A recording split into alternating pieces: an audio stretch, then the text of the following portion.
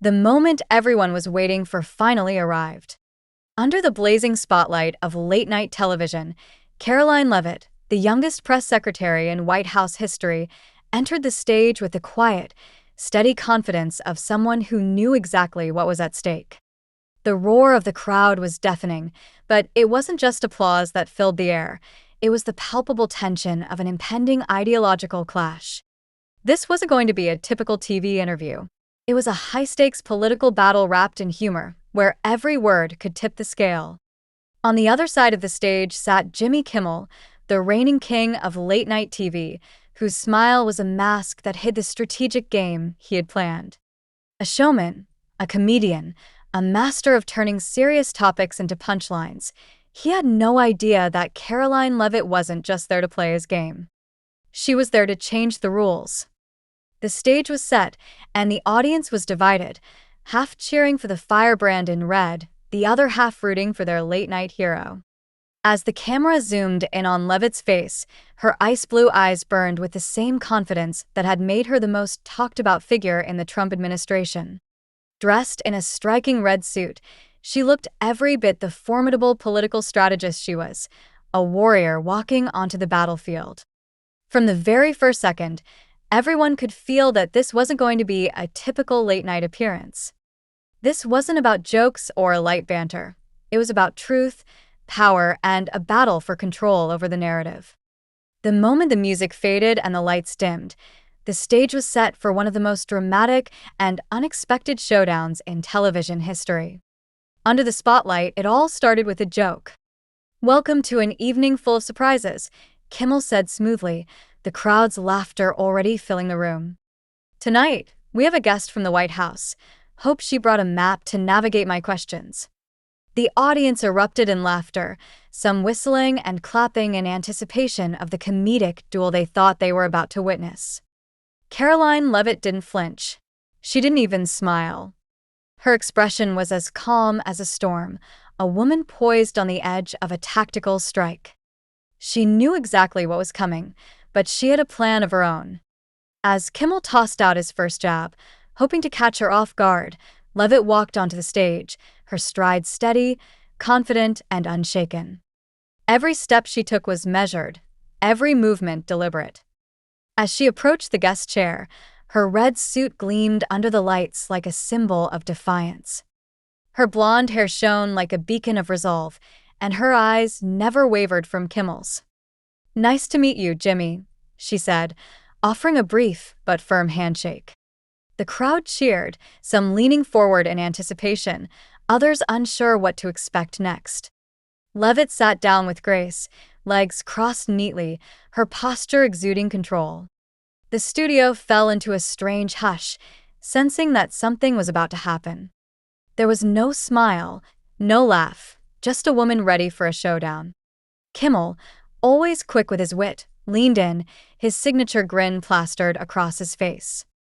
"Karoline, welcome to the show," he began, his tone playful yet pointed. "What's it like being the face of the White House? Or should I say the cleanup crew for the president's tweet storms?" Laughter erupted from the audience as Kimmel's jab landed. But Leavitt, ever composed, met the shot with a look that could freeze fire. She didn't flinch. Instead, she delivered a reply that cut through the tension in the room like a knife. "I'm proud, Jimmy," she said, her voice clear and confident. "Proud to represent millions of Americans, not the people sitting here twisting the truth for laughs." The room went quiet. The laughter died down, and for a moment, it felt like time had stopped. Kimmel's smile faltered, his eyes narrowing slightly, but he quickly regained composure. The crowd, however, had taken notice. Some cheered, some clapped, others sat in stunned silence. It was clear that this wasn't the exchange they had been expecting. Kimmel raised an eyebrow. "Oh, coming in strong, I like that," he said, trying to recover. "But honestly, don't you ever feel like your job is a bit like doing comedy?" Leavitt didn't miss a beat. "Comedy? No, Jimmy," she replied, her voice cutting through the air like steel. "I leave that to you. I'm here to say what needs to be said, not to perform tricks for the audience." The applause that followed was louder this time, echoing through the studio. Kimmel raised a hand, signaling for quiet, but even he knew he had underestimated the force sitting across from him. For a moment, the power dynamic in the room had shifted. Kimmel, always the one in control of the narrative, was now on the back foot. The tables had turned. The tension in the room was palpable. Kimmel, trying to regain control of the interview, leaned forward again. You say you represent Americans, but when the president's policies drive up prices, how do you explain that to the people struggling out there? The room waited with bated breath, eyes fixed on Leavitt. This was the moment. Would she buckle under pressure, or would she stand firm and deliver a response that could change the course of the conversation? Leavitt's voice was calm, but the sharpness of her words pierced the air. Rising prices are a global issue, Jimmy, she said. Not just in America. We're protecting jobs, shielding our economy from foreign dependence. Have you ever talked about the millions who kept their jobs because of our policies? Or do you just pick numbers that make your audience laugh? A section of the crowd erupted in cheers, the energy in the studio rising to a fever pitch. Kimmel, clearly rattled by the force of Leavitt's response, tried to inject humor into the moment. Oh, I love numbers, especially when they crash like the stock market, he quipped, expecting the crowd to follow his lead. But the laughter this time was weaker. Leavitt didn't let him stretch the moment. She struck again. Market fluctuations are normal, Jimmy, she said smoothly. But you know it's not normal? People like you spending entire shows twisting the truth instead of asking real questions. The room split. Some people stood to clap, others booed. The divide was clear. Kimmel raised a hand, attempting to restore order, but his smile now seemed forced. The discomfort was evident in his eyes. You're good, Kimmel said, trying to lighten the mood. But if you're so confident, why not answer straight? Do you really believe the president is doing a good job, or is that just your job talking? Leavitt didn't hesitate for a moment. I believe in what we're doing, building a stronger America, she said, her words deliberate, calculated. Her gaze never left Kimmel's eyes. He faltered for a moment, but then he tried again. What about you, Jimmy? Do you believe what you say every night, or are you just reading a script for a paycheck? The applause that followed drowned out his attempt to respond. The room was alive with energy, but Kimmel was visibly uncomfortable. He had been outwitted, outclassed, and outperformed by a woman who had come to do more than just answer questions. She had come to expose the truth. Kimmel's eyes narrowed as he signaled to his team. A large screen behind him lit up, ready to play a clip from one of Leavitt's White House press briefings. The video showed her at the podium, a brief moment of hesitation as she was asked about the impact of tariffs, cleverly edited to make her look uncertain. The audience erupted into laughter as the clip froze, capturing the brief pause in her response. Kimmel leaned in, a triumphant grin on his face. Karoline, is this the truth you talk about? He asked. Looks like you were scrambling when a reporter asked about prices spiking 15% because of the president's tariffs. Leavitt didn't flinch. She sat upright, her eyes sharp, like a predator ready to strike. That's disappointing, Jimmy, she replied, voice slow and deliberate. You had to dig for hours to find 5 seconds of me pausing, but you didn't dare show the other 10 minutes where I gave the numbers.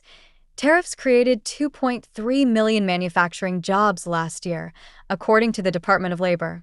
Want me to repeat that figure? A roar of applause erupted from the crowd, louder than ever, drowning out the scattered laughter. Kimmel's face fell, his confidence shattered. He had been caught in a trap, and there was no way out. Leavitt wasn't done. You love numbers, don't you, Jimmy? She continued, voice cutting through the air like a blade. Before these tariffs, we imported 60% of our steel from China, costing 500,000 American jobs between 2000 and 2015. Now, thanks to our policies, domestic steel production is up 25%. That's why I'm here, Jimmy, to defend the workers you never mention in your jokes. The studio was shaking with applause, and Kimmel's attempts to regain control were met with nothing but resistance. His grip on the interview was slipping, and he knew it. The rest of the interview was a blur of biting exchanges and calculated responses. Leavitt's composure never wavered, while Kimmel's frustration grew. He tried to land a few more blows, but each time, Leavitt was there, ready with the facts, the logic, and the cold confidence that turned the tide in her favor. When the segment ended, the audience was on their feet, chanting her name. Kimmel, his signature smile now a distant memory, could do little more than offer a weak, forced laugh. But Karoline Leavitt had won, decisively. As the credits rolled and the applause continued to echo through the studio, one thing was certain: this was a moment that would be talked about for years to come. Karoline Leavitt had not just participated in a late-night talk show, she had taken control of the stage, forced the conversation, and shown the world that truth and conviction could still prevail, even in the face of a comedian's sharpest jabs. The viral aftermath of the show proved her point. Clips of the confrontation flooded social media, sparking a firestorm of commentary. Karoline Leavitt, in one epic moment, had redefined how politicians and the media engage in the battle for public opinion. The stage lights, the jabs, the jokes, all of it had been nothing more than a backdrop for her truth. As Kimmel himself admitted in his post-show reflection, "I wasn't prepared for that." But America, it seemed, had just witnessed something even bigger than late-night TV. It had witnessed the power of an unapologetic, unflinching voice standing up for the truth.